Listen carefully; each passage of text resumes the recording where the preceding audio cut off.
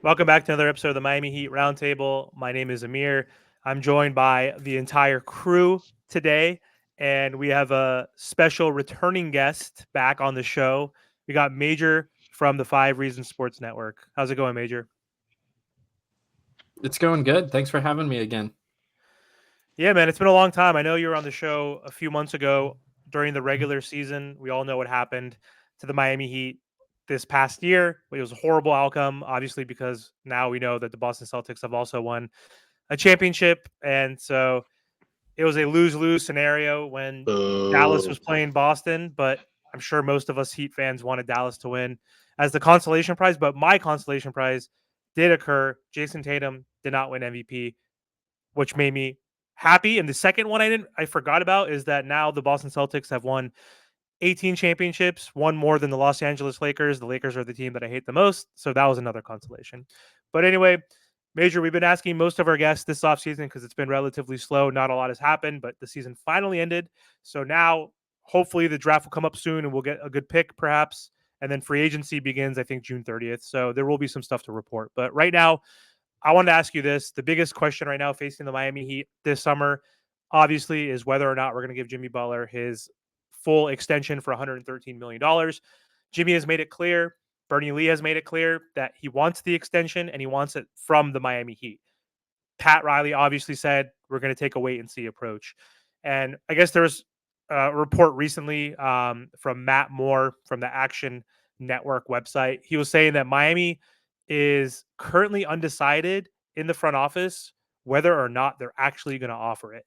Not if they're going to wait till next year, but just in general. So, my question to you, Major, how do you think this whole extension piece is going to play out? Are we going to cave, give it to him this summer? It's only one extra year, technically. So, are we going to do that? Or are we going to actually wait and see and risk Jimmy leaving or requesting a trade? How do you think it's all going to play out? They're 100% going to extend them. I don't see them not doing it. You can't talk about, Pat saying in the exit things, Jimmy's their difference maker. Jimmy's their guy that puts them in these situations. And then you're going to fold that one extra year, which really what it is. I mean, worst case scenario, they extend him and he plays bad, and then you have a really large expiring. And by bad, I mean bad for Jimmy Butler standards, right? Which is still going to be an all-star level player. And then you can flip that large expiring, which would be a massive asset in the new CBA. So you could flip that for other pieces.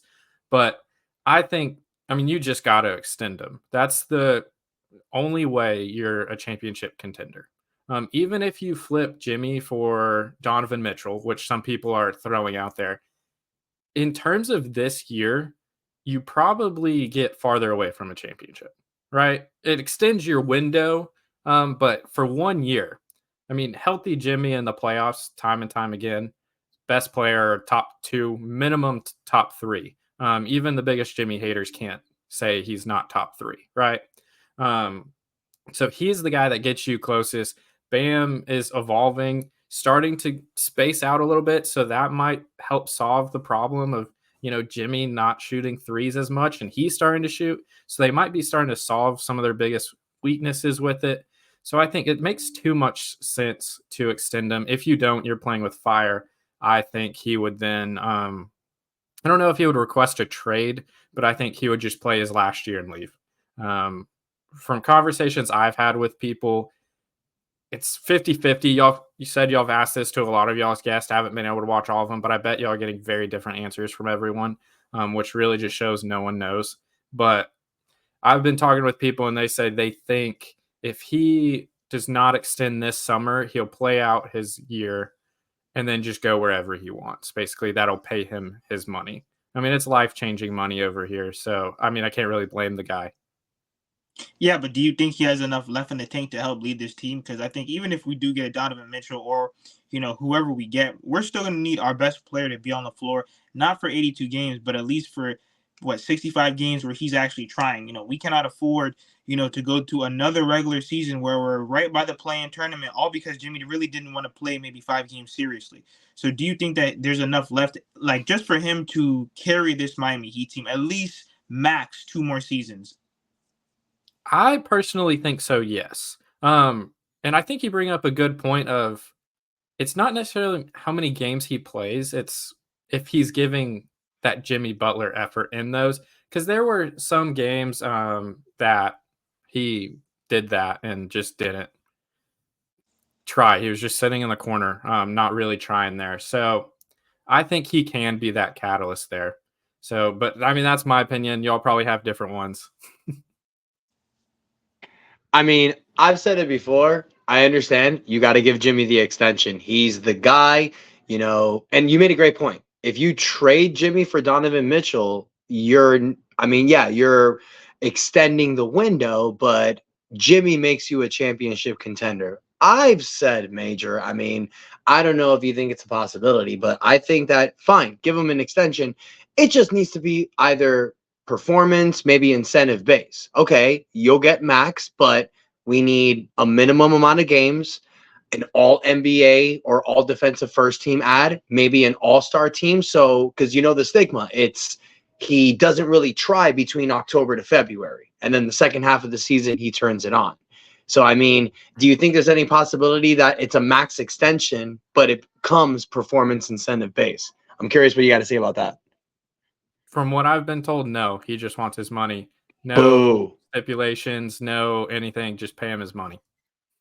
I basically said that same thing. Like maybe they give it to him with the promise of like, dude, we need more of this in the regular season. We need that alpha Jimmy. So we're not fighting for the 7 seed, right? Even if we're just the 4, that's fine. Like, but I was told flat out, no, he wants his money. He's not taking any caveat or anything like that. Just pay him. I mean, at that point, just take it back to 2010. It's like, okay, well, if that's the case, it's the final year of your contract. Because one thing we know, when players are in the final year of their contract, they play and they step up. Are we risking losing him? Sure. But we're going to get the absolute best performance from him. And then, hey, it's like Pat said, okay, next offseason, here's your extension. Or opt out and you can go somewhere else. But I don't know. I just feel that the Miami Heat giving him an extension that's like completely, fully guaranteed. You're just rewarding what he's done during the regular season the last 2 years. And what say he's not going to play just 50 games next year. So I don't know. And if he does only play 50, and for some reason, if he has a contract year, like obviously Caleb Martin's not on the same level as Jimmy Butler, except for last year in the Eastern Conference playoffs, where he arguably could have won that stupid trophy in the Eastern Conference Finals. But Caleb Martin, we thought he was going to have a big year this year, but again, he was hurt, and so was everybody on this Miami Heat team. But he didn't have. I thought he was going to ball out because he was playing for that extension, because we know he's going to opt out anyway. If he played better than he did this year, he could have probably got into that 15, $16 million range versus probably realistically getting anywhere from 10 to 12. But you brought up a point, Major. I want to ask this question to Trent.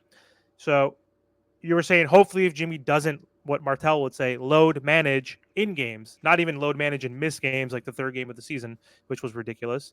But load managing, aka taking under 10 shots and being super passive and not playing in the defensive lanes, intercepting balls or whatever, getting lift off a shot. You already know those telltale signs and barometers of when Jimmy's engaged. But if he is going to be a year older and playing 50 to 60 games, you mentioned as long as he's trying in those 50, 60 games, perhaps we can get to a 4th seed. I have a stat that Martell used to love in past episodes when I would bring up that in the history of basketball, you have to be a top team to win a championship. What seed won the championship this year? The number 1 seed.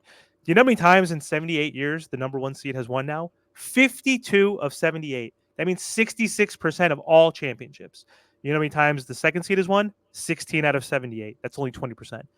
3rd seed, 8 out of 78. 1 through 3 have won almost 98% of all championships, right? A 4 seed have won, Boston Celtics. They had Bill Russell and Havlicek, right? A 6 seed won, that was Hakeem Olajuwon, Clyde Drexler, Kenny Smith. Like, those were anomalies. So even getting a 4th seed might not be good enough. So Trent, we've been talking about Boston. How do we beat Boston? Because they're the ones who added Porzingis, they added Holiday, they added Derek White in the last 3 years.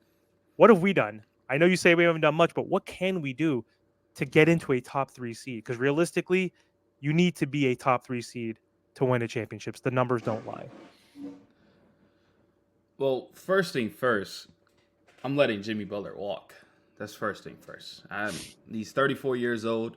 It's time to move on from. I mean, and I get to your point too. You get in point of your career. Look at Klay Thompson. I know it's not the same, but Klay Thompson dealt with injuries. He just isn't the same player. Golden State's probably moving on from him. They have to. They have to. So it's like at a point in time, you got to move on for your players. You can love them. You can always appreciate what they've done for the organization. Look at Wade. Look at like it moves on. Like you got to move on from players. I get people still want to win a championship. I get our rivals or the team that we hate the most just won a championship, so it makes you hungrier. But at the end of the day, Jimmy Butler's body can't hang. It just can't. So there's a reason why he's out there not trying. Because he knows, like, if I go 100%, I'm not going to be ready for I can't play in the postseason. I feel like he got the same body as Kawhi Leonard. Maybe that's being harsh. But I just watched something from PG's podcast. He says, yo, like, Kawhi Leonard wants to be out there, but he was going like 100% earlier in the year, and his body just couldn't hold up. These players are getting older. We work regular jobs. You start picking up packages years in, your body starts breaking down. So, like, that's just kind of how life is. So move on from Jimmy. You could play through the contract. I'm fine with that. Maybe he shows us something. Maybe we're no longer a playing team, but that's the problem. We should not be a playing team with having Jimmy, Bam, and Tyler. Even with injuries, there's just no reason why we're a playing team. So right there, I'm moving on from him. How do we improve this roster against Boston? At this point, you have to wait till Jimmy's contract's done. I don't know what you can possibly do. You have to trade Tyler. You're not going to get much value off Tyler, even for role players. Like, you're not going to win a championship. Their role players are Derek White and Drew Holiday. And in my opinion, Drew Holiday is a Hall of Fame player. So like that, you can't compete with that. And then if you say Porzingis is a star, whatever, they still have Porzingis. Al Horford's a Hall of Famer. You can't compete with this team. So it's just kind of hard to like, what moves can we do? And especially we're in a situation where playing all our star players this much money. We're paying them a lot of money. So we're talking about Patty Mills. Why the fuck do I want Patty Mills back? Why? What is he doing? DeLon Wright's cool. Like, it's fine, but is Spo going to play him? That's Spo should have been played him, but they're playing Patty Mills. So, like, there's nothing we can really do. We got to bank on this draft pick. We got to bank on Jovic and Jaime improving. That's what it really comes up to. You got to make sure those two players improve. And Bam, I hate when people hate on Bam, because he's doing so much more than scoring, and no one realizes that. So, like, when he's on the court, and he's not giving us 25 and 10 like Anthony Davis, well, there's a reason, because he has to crash for the offensive rebound, play 1 through 5 every single time. So it's like, at this point, we're stuck, and it's fine. It happens, organization. We're winning culture. People want to be here, but there's a time it's going to happen to Boston. They're going to have to move on from their players. It happens to everybody. So at this point, there's nothing we could do. We can make minor moves. Talking about Trae Young and Mitchell is not happening. You know what that is? And we all talk, it's clicks and views. That's it. A move that we're probably going to get, like, it's probably, I don't even see us getting Kyle Kuzma, to be realistic with you. So it's just like, at this point, just let it out. Just let it play. That was the pessimistic section of today's episode right there. The realist. He's right. No, he's real. That was right. awesome. He's right. Because we're gonna have makes to so bank much on Jaime sense. and Jovic. We're gonna have to pray and hope and pray that Tyler Hero doesn't get hurt and that Bam takes another leap, because it's gonna be really hard. We're already paying Jimmy, Bam, Tyler, Terry, Duncan. Somebody has to go out of that 5. There's a lot of money being wasted in not necessarily dead roster spots, but we all know that Jimmy and Bam they're definitely not going to be traded. But what are we going to do with Tyler? What are we going to do with Terry? I do like Terry going forward. I would have went the DeJounte Murray route only because he fits, more problems on this roster than Terry does. But they're going to have a lot of big decisions to make in terms of how are they going to try to improve the roster around Jimmy and Bam. Yep. Real quick, so again, we're a first apron team. There's no money for free agents, the top tier free agents, the Paul Georges, the Clays, the DeMars. We can't really afford those guys, obviously. So it's going to be, who do we replace Haywood, who most likely is gone, and Caleb, who's definitely going to be gone, in my opinion. So again, the draft. You mentioned the draft. Ernest, there was a report that came out saying that the Heat and Lakers potentially might want to trade to get into the top 5. I think that was from Sam Amico. Do you not to believe cut that? you off. Hold up, not to cut you off. I'm tired of sources using Miami Heat for clicks and views. There's no hell in way the Miami Heat is trading up to the top 5. That doesn't even make sense to me. You know what that tells me? Okay, that if we're trading up to the top 5, that means Jimmy's getting traded. There's just it doesn't make sense to me. Who are we giving up for a top 5 pick? Because they for sure don't want Tyler Hero. I promise you that. Terry You know who they Rozier, want? Patty Mills. Yeah, It's okay. Patty Mills, obviously. Only player they want is Bam. That's it. And we ain't giving up Bam. There you So go. leave that top 5 shit out of here. We're staying where we're at, and that's fine. I like our pick. There's so many good role players that can help this team. Yep. But do you think? I mean, Ernest, they said that we could hypothetically do that. I don't know much about college. I know Martell, Trent, you've been saying that it's not the best draft, but it's good for like role players and rotational pieces. There's no like Wemby. There's no Hall of Fame talent. No. Yeah. There's no Hall of Fame talent, but like Ernest, do you think it's because like I've heard rumors that what's Devin Carter potentially could be a top 9 pick now? Do you think the Miami Heat like desperately want him or like him enough to get him, or who would they hypothetically go after? Do you think based on this rumor? What are your thoughts on the whole thing? So I agree with Trent. The only way that he can trade into a top 5 pick is if they're trading Bam or Jimmy. That's not happening. The only team that I feel that may have a little interest is Houston, because Houston played up. They almost got into the playoffs. They would have a little interest in trading for a star. So it makes no sense, but that's not happening. Like, it's not. The Heat are going to pick 15th because they do amazing in their picks. Look at Jaime Jaquez. Look at Tyler Hero. Look at Bam Adebayo.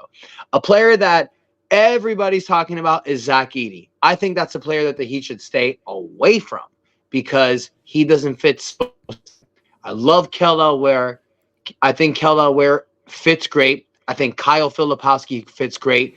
Devin Carter, I would love him. He's the perfect Miami Heat player. His dad is Anthony Carter. It makes sense. I just don't think he's going to be available at 15th. I think he's going to get picked up in the lottery. So if you ask me, if Kel Ware is available, that's who you pick up. 7 foot, 240 pounds. He averages 2 blocks a game, 42% from the field, 16 points a game, 10 rebounds. He can actually play center with Bam Adebayo going to his natural position in the 4, and he's not slow like Zach Edey. He's actually a speedster. He can space the floor, and he gives Miami Heat everything they need. But we all know, the 5 of us can agree, we're all going to have our opinions in the draft. And when it comes to the draft that day, the Heat are going to draft somebody, and we're all going to go, who the hell is that? 100%. Who the hell is that? And then we're going to look up his highlights, and we're going to go, yeah, we get it. So that's what happens every draft. So that's what I think. Major, who do you want to draft? Yeah, Oh, yeah. that's what I was going to ask you next, because before you do hop in, there is a new rumor from ESPN's Jonathan Giovanni. He said that the Heat are leaning towards a point guard now. So we've talked about this in the past. Point guard or a big. It could be a center or power forward. Who do you think we need more? And just in general, to Trent's point, who do you think we should pick, in your opinion? So who I want to pick first is just, I lean more towards the philosophy of just pick best player available, especially at like 15 or something. You're not picking for the future as much as you're like 1 through 5. That would be picking for potential. But McCain from Duke is who I want. And I'm a North Carolina guy through and through. But, man, that guy would help a lot of Miami Heat problems there. I know he's not a big guy, so some people have concerns about that. And he doesn't have long arms for his size, especially. But he's a great shooter. I think he can really develop into being a solid facilitator and true point guard there. You can't leave him open. What do we need more of? Shooting, right? If you're going to have 2 players to be your 2 best players that aren't great 3-point shooters, your role players better be able to hit open shots. And McCain will just light it on fire there. A lot of people that I talk to, like Tristan Da Silva, he's kind of like that forward. So I think the Heat, they need forwards and they need point guards. There's not one that's better than the other. It depends on who's available. If McCain's there, I'm taking McCain. With that being said, Topic. If he falls all the way down, I know he just had a serious injury, but that guy was in conversations to be the number 1 overall pick just a few months ago. If you can get him at 15, we're looking at another like Jovic situation. Give him a year or two and see if you can develop him. That guy's, I want to say 6'7" point guard. So you want size. You want a guy that can pass the ball, facilitate, run an offense. He's a pro already, and I think that's actually very valuable. He understands what it takes to be a pro. That is just my dream. I would do anything to get Topic, but out of my realistic like people, McCain from Duke is who I want. You know, you only saying that because you want 2 players on this team that have the same name, Nikola.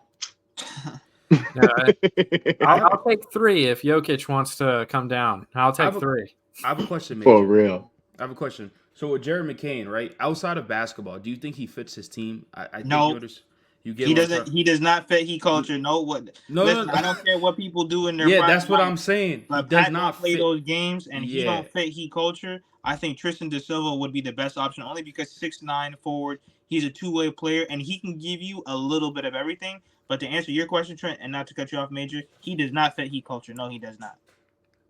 I'm gonna go the opposite. I think people read too much into social media. I know Pat and them, it's not their favorite thing, right?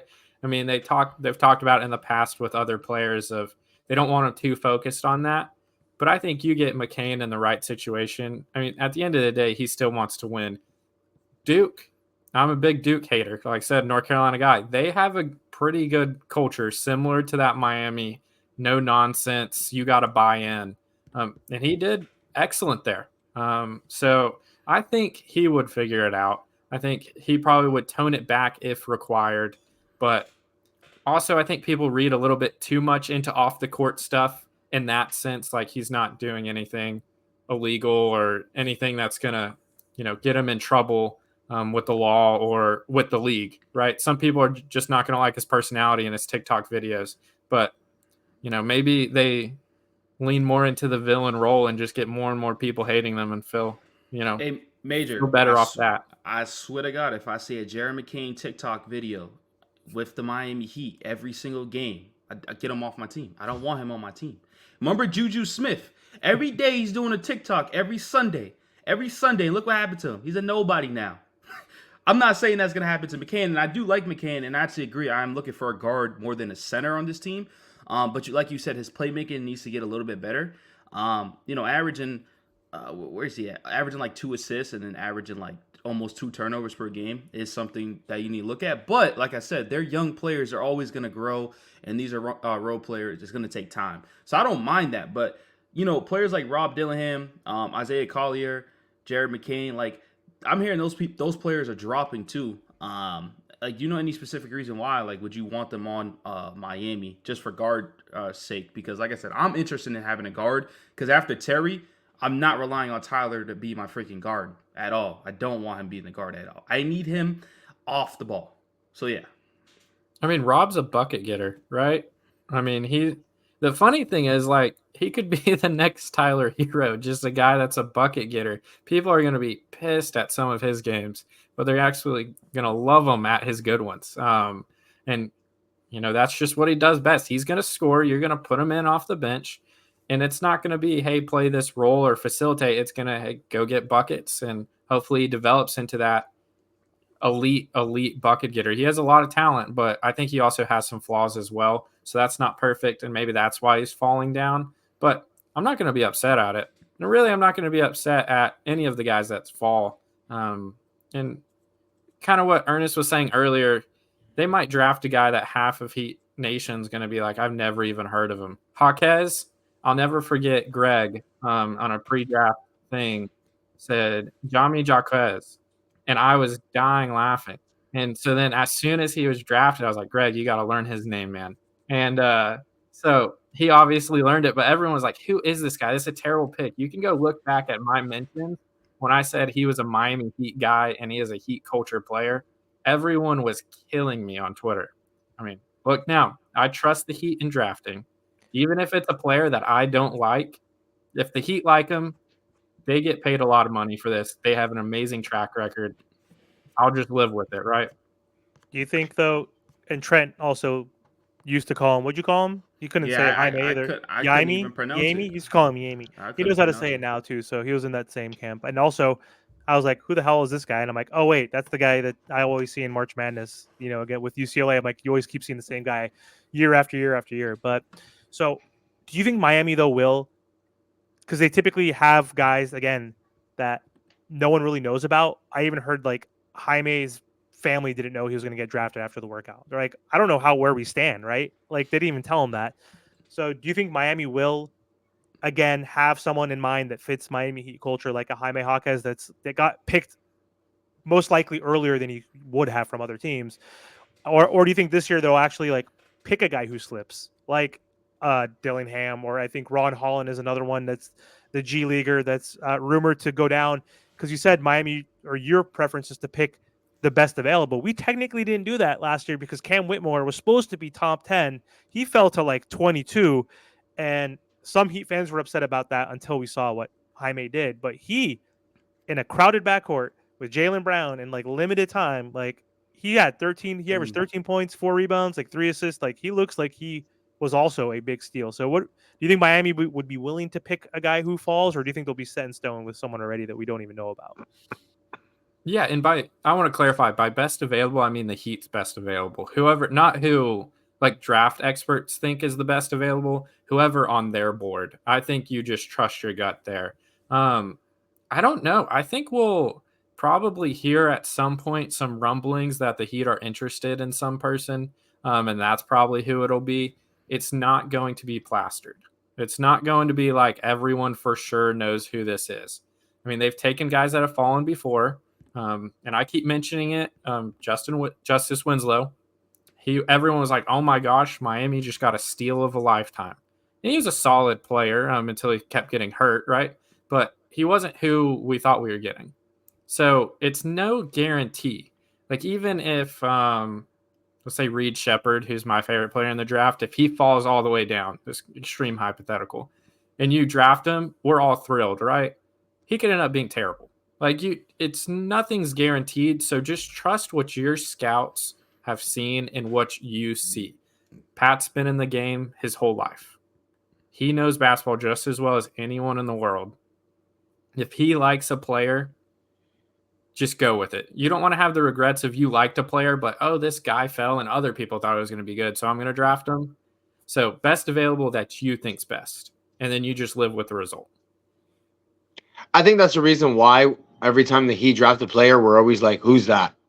Because I remember, especially in the Tyler Hero draft, I think there was a certain player that fell. I don't know if it was Romeo Langford or someone else, and that he picked up Tyler Hero. And I remember Tyler Hero being like ranked lower teens, high 20. And the Heat picked their guy, and I believe it was 13 or 14. Wasn't a bad pick. I know people feel in and out about Tyler Hero, but I think where they got him was pretty good.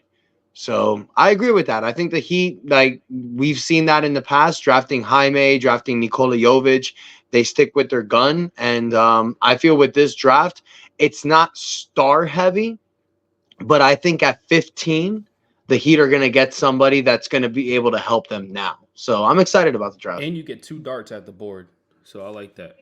I like that too. But I got this one last thing to say, because I don't know if this is recent, but you see Jimmy Butler on I think Twitter, but somebody posted. He says, if you're saying you're going to do something, just do it.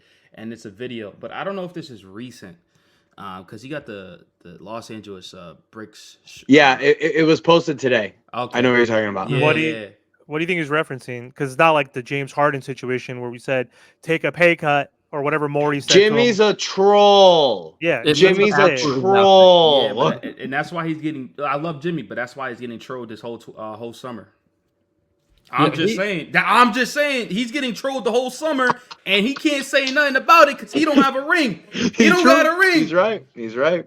He knows it too. I mean, he's one of those guys where he's going to talk, but he knows you get to talk back if it doesn't work out. He's just going to trust his guns. I don't think it means a single thing. Half the stuff Jimmy says is just him having fun and taken completely out of context, like every NBA player's quotes. So who even knows what he's really talking about? It's probably some Domino's game or something, to be honest with you. That's what I was going to say. He's just having fun. He wants attention. He likes attention. He gets it, right? So I mean, He's a he's true making superstar. 40-something million a year to play basketball. Why wouldn't he be happy? I mean, come on. Yeah, dude. He's gonna be like in like Saint Tropez or like Fiji next week. You know what I mean? Drinking coffee, just chilling with his boys, like playing some FIFA. Like he's living life. So, but anyway, Major. Before we close out, just want to thank you again for hopping on the show. Feel free to join again anytime this off season. We have a lot Yeet. of time this off season. And there's Unfortunately. unfortunately, I know it's only June and we have a lot of stuff coming up, but it's going to be slow. So feel free to hop on anytime. But yeah, before we hop off, you want to let the audience know where they can find you? Yeah, as always, still mainly just Twitter, major_Passons. So just add an underscore in my name. Still with 5 Reasons Sports, talking mostly G League and Miami Heat. So if you want a guy that'll keep you updated on the next in the pipeline, and I know the Heat work very closely with the Skyforce and sometimes even dictate, like rotations and other things like, hey, we want to see these guys play together because they're interested in certain things. So shameless plug there. I'm your guy for that. I work pretty hard to get connections and to talk with players and get player interviews as well. So major_Passons. I'll keep you updated on all things Heat and Skyforce. Name of the podcast you guys just dropped, you and Matt. So yeah, Don't forget to plug that too, real quick. Yeah, the Force with Matt and Major. We just talk Skyforce and prospects. We just did some, second round draft picks or some players we think that the Heat should draft, and then that would help the Skyforce. They're also sent sometimes with 5 off the floor. So if you're familiar with 5 Reasons Big podcast, they occasionally use our episode as just bonus material. That's awesome, man. Thanks again, Martel. Is there anything you want to make sure you guys like, share, comment, subscribe, and thank you for all the support. And that is enough said. Trey Jimmy.